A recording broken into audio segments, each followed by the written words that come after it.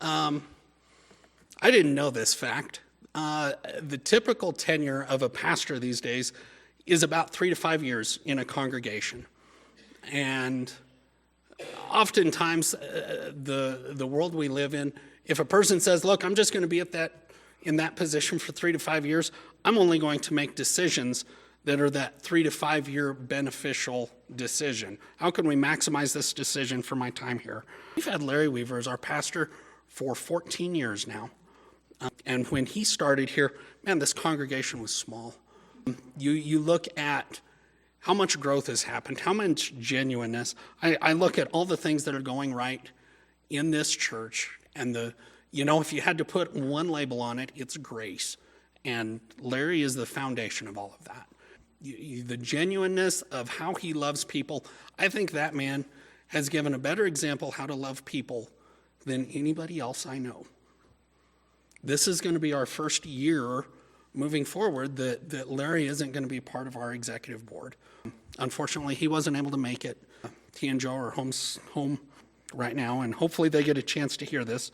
But it sure is sombering to realize the impact one person has had.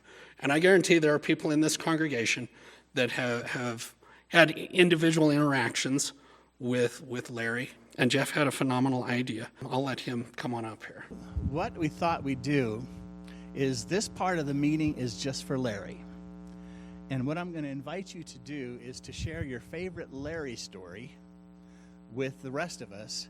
We're recording this, and we're going to put this in a little video. It won't have the pictures on it. It'll just have the soundtrack to it.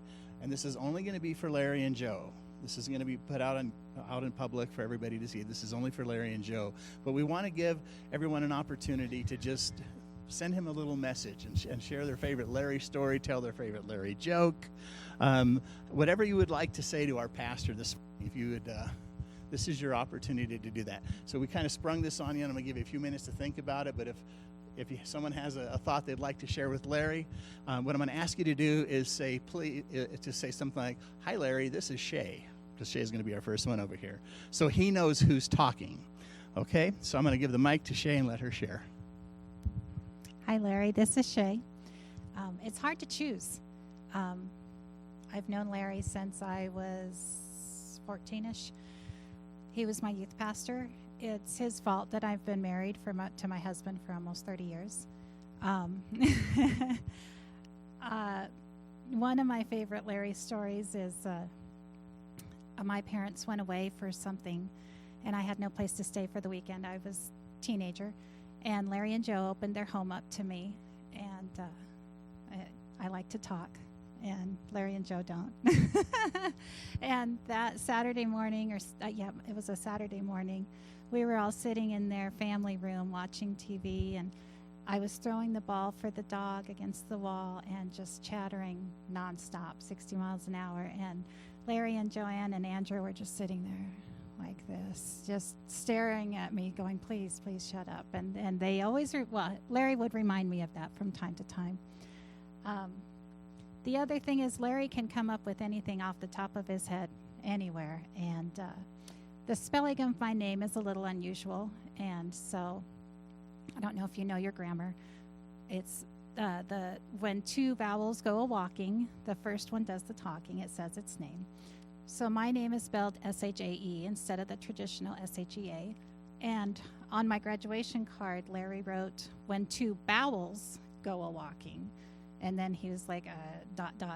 what is wrong with your name? You know, he's always got some kind of quirky thing that he always does with us. So we love you, Larry. This is Carrie. Hi, Larry. And I'm just going to kind of back up to Shay, because I've known Larry since I was a little girl, and I remember him coming to First United Presbyterian Church, and I wasn't old enough to be in the youth group yet. And I saw the things that he was bringing to that church and the fun that they were having. And I think I was in 5th grade and just begging him to be a part of youth group because I wanted to be a part of that fun. And I think one thing that he has taught me is that church can be so much more. It can also be so much fun. and the fellowship that was created in his Light and Power Company, which is what the youth group was called. And he would do things like, I'll never forget being invited to the seafood dinner. And I love seafood, so I could not wait to go to this dinner.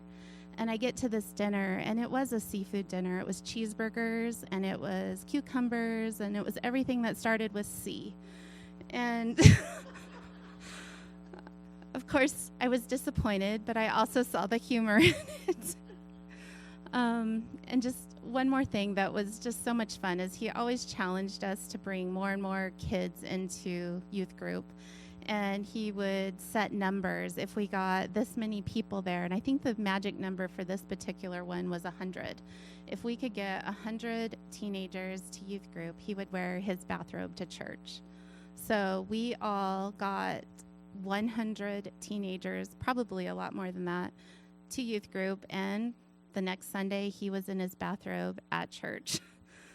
So I think I'm just so appreciative of the unconditional love that he gave me as an awkward teenager and the fun that he brought to my middle school and high school years, and teaching me that church is more than just coming and worshiping. You're also the fellowship and the fun that can be with those that surround you. Thank you, Larry. Larry, this is Carrie's mother, Paula. I want to piggytail onto what Carrie was talking about. Our memories go clear back to his Light and Power Company, and I used to be the mother with the big van that would haul all of the kids to skiing together. And I still am trying to forgive you, Larry, for that very cold, snowy, freezing night that we were in Salida and the kids were all sleeping inside. I had a slick, slimy sleeping bag that I was trying to sleep on a pew that night with all these kids, and you were supposed to be a part of that. And I woke up the next morning. You had snuck out to the comforts of the house of the pastor and slept all night while I'm slipping and sliding away on that pew. I still cannot forget that. But Larry, I love you so much, and I do miss your everyday presence that I get to see you here at church. But I am so grateful that you enjoyed my music enough to invite me back to play at this church when you had a hiatus time here of a pianist that left. And you invited me to come back and share my music with the church. And for that, I am so thankful, being a member of the church here, that you had established this beautiful relationship with all of its people. So thank you, Larry. I am so blessed because of that. Hey, Larry, it's Paula Shaver. First of all, I want to thank you for being such an integral part of our family. Births, deaths, marriages, kids, cash, and you still love him. But I think it was the last time you were here. I woke up that morning and you were on my heart, and I was thinking about you, and I was so surprised to walk into church and see you and Joe in the pew. And I was teary, and I walked over to you and I said, Larry, I woke up this morning thinking about you. And he goes, oh, I love it when good-looking women wake up thinking about me. And so all the tears vanished, and you just made me laugh again. So, Larry, we love you. Thank you again, and we'll see you soon. Hey, Larry, this is Austin. I think you only know one Austin, so I probably don't have to be too specific, but it's nicely. A lot of the stories before had to do with people that have known you since they were really young. They grew up here. I'm kind of the opposite. I was 18 when I moved out here, clear across the country from Virginia, didn't know a soul. You're probably the first person that I met and my longest time friend since I've been here, over 16 years. First as a young adult leader of the group that we were in, and then following at a different church, and then a roundabout way, ended up being the pastor of the current church that we're at. It's just remarkable the welcoming charm and hospitality that you've given me and my family, and I know everyone that you've ever met through your entire life. So whether you realize it or not, your impact and influence is everlasting, and I am so grateful and can never tell you enough. Thank you. Hi, Larry. It's Shad.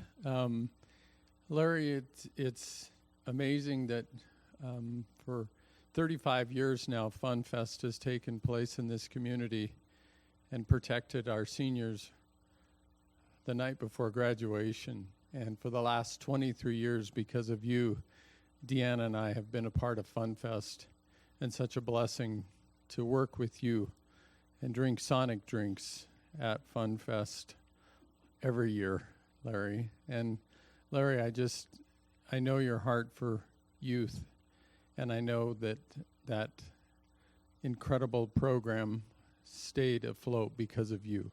And so I'm grateful for that. And one last thing, Larry. I'm not going to go into details on this one, but the bathroom, Sunflower Bank.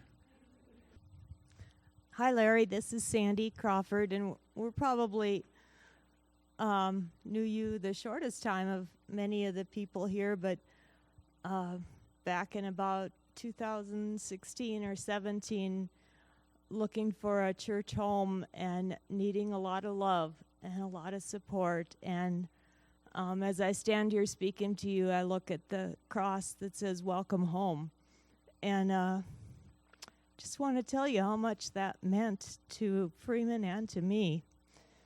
And the other thing that I always will be thankful for is our mutual love of dogs.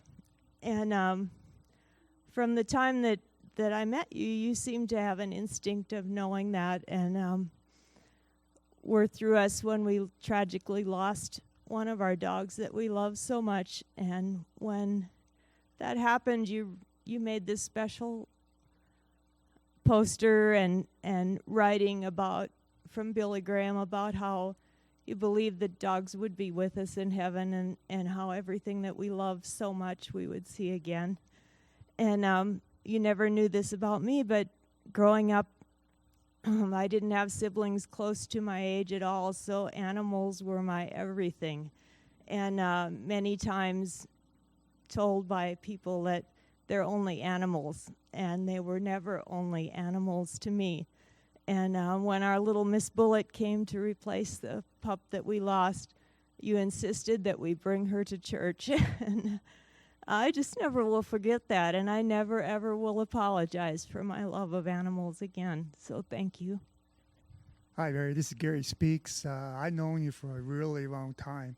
We used to play tackle football, and this is when I first met Larry. He was just a little squirt, but he used to come and watch us and make us laugh and tell jokes. And so I didn't see him for a while, and then I went to work for Safeway going to college, and Larry came to Safeway and started working. And then I go, oh, I know that guy. And he's always up front telling jokes, and just made the whole front end just laughing all the time. Then when he left and went some God's work, and I really missed him. And then he did a service for Vonda, a friend of mine, and this was just a couple of years ago. And it just hit me again. I need to get back into the First Baptist Church because I was baptized here. And I wrote him a little letter saying I really missed going and everything. He wrote one back personally saying, howdy, friend, like we never been apart. I mean, he just like brought me back to the old days. And I've been coming ever since. But he kind of got me back into this church. So thanks, Larry. Well, Larry, we love you. We thank you for all you've done. I thank you that what you've poured into our lives. And our story was, we met Larry when we were looking to move to Canyon in 2019. We looked at the house that was next to his that was up for sale at the time. Larry came out and Joe and introduced himself, and we knew that he was the pastor of First Baptist. We had some friends that came here and talked about his church, and we thought, well, we're going to start church shopping here pretty soon. But when we met Larry, I looked at Cheryl after we got in the car and said, that's the church we're going to, right there. We didn't have to be here. We already knew what kind of church it was going to be based on our experience with him. And so thank you for that, Larry. And we're blessed to have you in our lives, even if it was just a short time. We love you, buddy.